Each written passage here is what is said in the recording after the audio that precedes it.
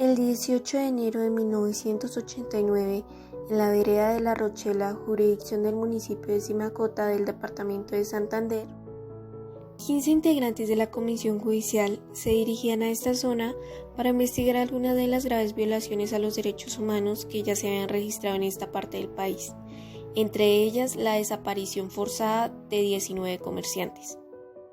Estos funcionarios se encontraban en camino en la investigación cuando fueron detenidos en carretera por entes de la fuerza pública, quienes los despojaron de sus armas con la excusa de evitar malentendidos en el caso de que se llegaran a encontrar con grupos peligrosos de la zona, y adicionalmente les piden a los funcionarios que se dejen atar los brazos para que se piense que no van a ocasionar ningún tipo de problema y que son completamente indefensos.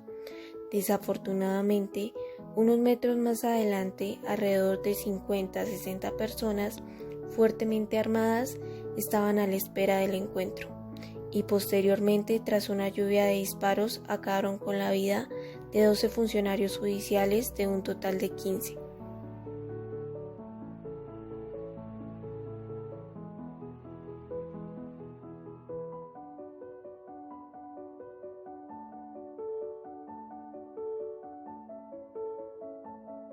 La masacre fue perpetuada por un grupo paramilitar que actuaba bajo la denominación de los macetos, quienes intentaron simular que la misma había sido cometida por la guerrilla. Fue así como pintaron en la superficie exterior del vehículo "fuera paramilitares". Antes de emprender la retirada se apropiaron de 23 de los 25 expedientes que portaba la comisión judicial, lo que evidencia que uno de los motivos principales de este atroz crimen era impedir que la comisión judicial esclareciera varios hechos de violencia que habían ocurrido en la región de Magdalena Medio en los 2 últimos años. ¿Cómo fue el proceso en la Comisión Interamericana de Derechos Humanos? La CEGIL y el colectivo de abogados José Alvear Restrepo denunciaron el caso ante la Comisión Interamericana de Derechos Humanos y representaron más tarde a las víctimas y a sus familiares ante la Corte Interamericana de Derechos Humanos.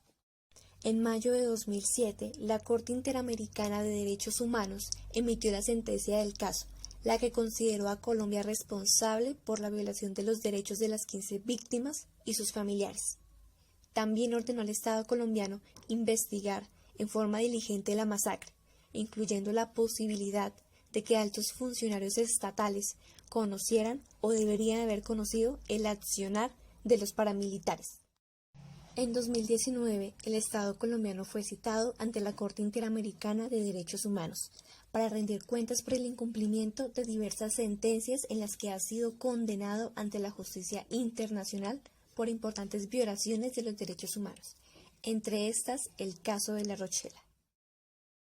Después de 31 años, la masacre de La Rochela sigue en la impunidad, pese a que la Corte Interamericana de Derechos Humanos condenó al Estado colombiano y le ordenó investigar y sancionar a todos los responsables.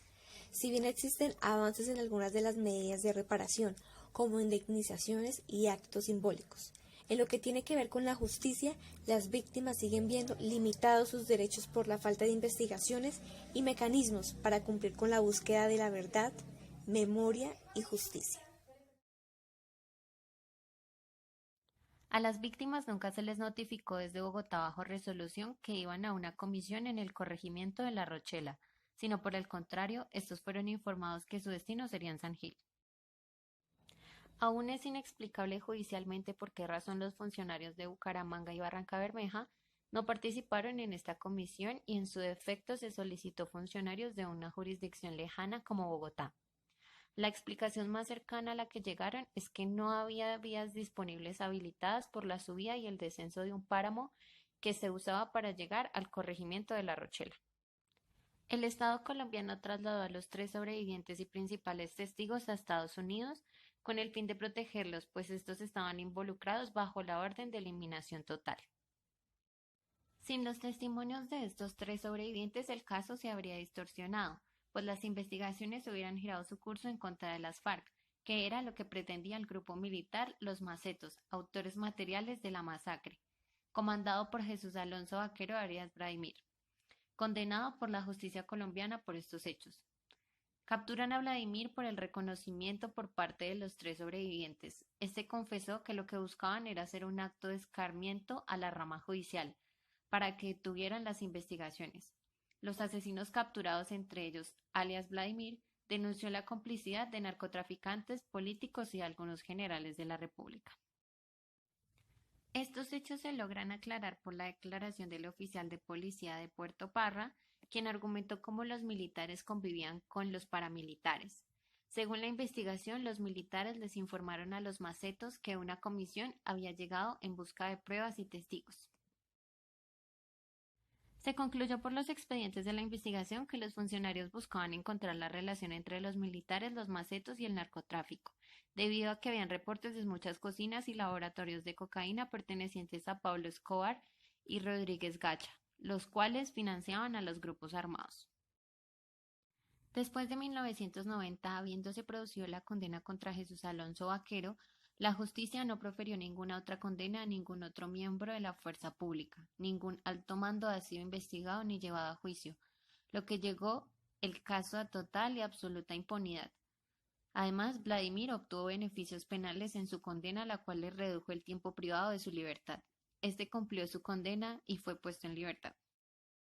A Iván Roberto Duque se le hace entrega del expediente y pruebas de la comisión judicial.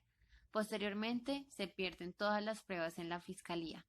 Los autores materiales en su gran mayoría fueron condenados, pero los autores intelectuales al día de hoy han muerto o están en libertad. El caso es un ejemplo extremo de violaciones cometidas para impedir el accionar de la justicia y procurar la impunidad en casos de violaciones de derechos humanos cometidos durante la violencia en Colombia. Gracias a la sentencia del caso se realizó una capacitación en derechos humanos dentro de las Fuerzas Armadas colombianas. Hoy, después de 31 años, recordamos a estos 12 funcionarios en memoria de su labor por sus intenciones de investigar y buscar esclarecer los hechos en busca de la verdad.